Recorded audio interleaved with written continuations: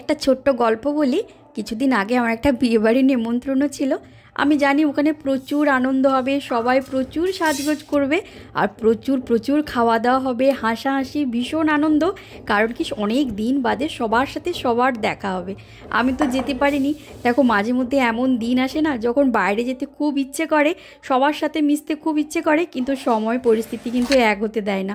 মনটা খুব খারাপ লাগছিল। সেই যে বিয়েবাড়ির গন্ধ, এত আনন্দ, তারপর বিয়েবাড়ির রাতে ওই মাছের মাথা দিয়ে মুগ ডাল আর ধোঁয়া ওঠা ভাত, এসব ভীষণ মনে পড়ছিল। তার ভেতরে আজকে ছিল হিয়ার জন্মদিন।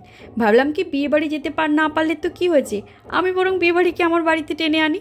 তো মাছের মাথা নিয়ে এসেছি আজকের। মাছের মাথা দিয়ে মোটা ভাজা মুগ ডাল, এই দুটোকে নিয়েই ঠিক করলাম আজকে বাড়িতেই বানাবো বিয়েবাড়ির স্টাইলের মুগ ডাল। রান্না শুরু করার সাথে সাথে মনে হচ্ছিলো যে বাইরে বিয়ে না গেলে কি হয়েছে, আজকে আমি রান্নাঘরেই তো একটা ছোট্ট আয়োজন করছি।